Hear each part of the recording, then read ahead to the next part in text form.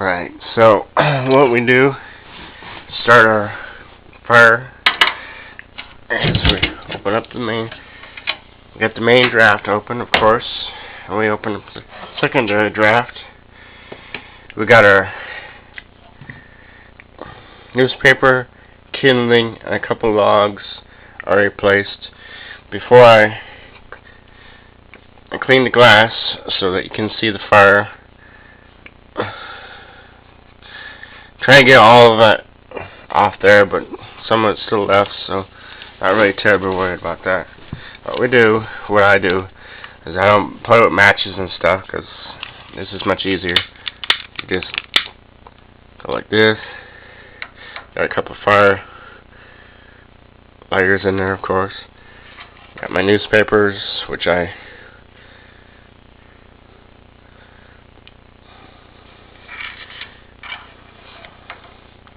roll up into squiggles, which we call them. Make sure there's some nice tails there to catch them.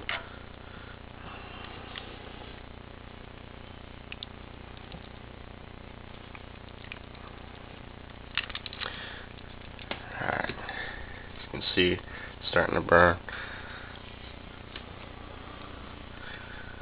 What I do is I close the door, but not all the way, because I learned that if you leave it slightly cracked, it tends to increase the suction volume in there and get it going better. As you can see, the fire lighters are going pretty good. Those are kind of handy, because sometimes the newspaper, as you can see, doesn't always keep going, but if you got those fire lighters in there, even one or two in there, that'll pretty much do the job.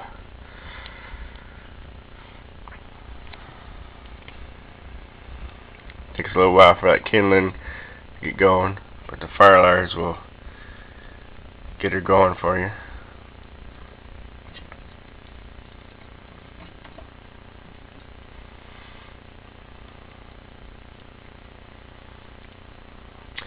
And of course, you know, the newspaper or the fire lighters gets the kindling going, and the kindling gets your bigger logs going. And once you get a nice bed coals in there, you can start putting the bigger logs on.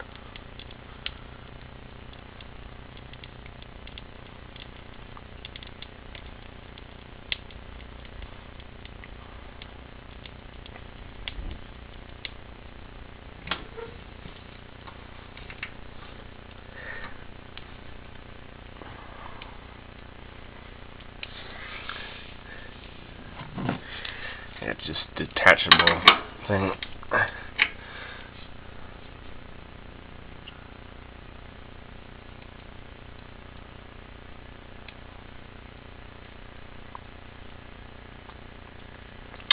You want to let her go for a while before you try and shut her down, just to make sure that all the kindling and stuff's going good.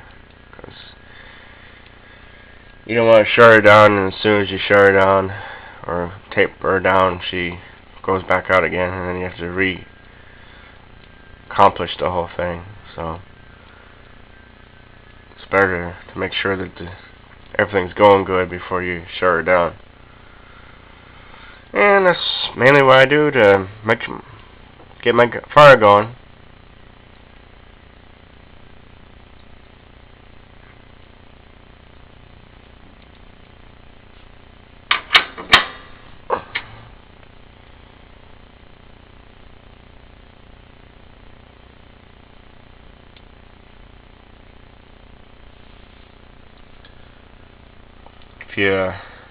Sometimes you have to open the bottom draft to reignite the stuff once it's gone out, because you don't want to open the front again and get the smoke coming out. The bottom will get the stuff going up better than trying to reopen the front and getting smoke coming out at you. That's what we do to get our fire going in the mornings when we haven't already got fire going from the night before. I try it once I get my fire going. I try and keep at least some good coals in there, so I can just put another log on there and she'll keep going from there. But this is what you do if you haven't had a fire going from the night before, basically from scratch. That's what we do. Now we'll take a little video here. Now we know the fire's going good. See, she's starting to roar a little bit there. Some of that kindling's starting to, looks like she's actually catching and everything, so it won't be long before the logs are going, and then you have some coals in there, and then you can put some bigger logs on. Oh, I'll take a little video of Punkadile over here. Woo! Funky. Oh, Punkadile. This is my cat, Punkadile. Called her Punkadile because it's, of course, he's orange color, and I got her around in October, around time when the pumpkins are out and stuff. So I call it Punky Pumpkin.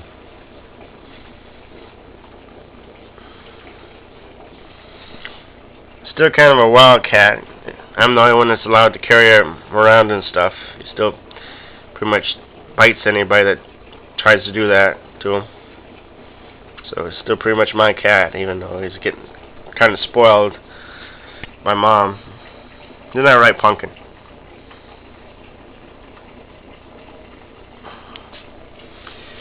And we'll take a little video here. Still haven't got my bedroom on. That's still in the process. I don't know when that's going to get accomplished. See, I got a nice kettle going for some tea. Put some new log racks, log covers on there. I'm trying to get somebody to cut up my wood there, stuff. But we'll go back and we'll check out the status of the fire here. As you can see, it's starting to go pretty good.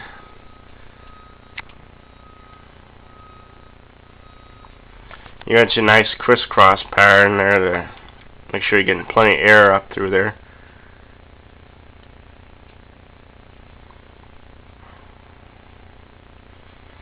And that's basically my video of starting my fire from scratch.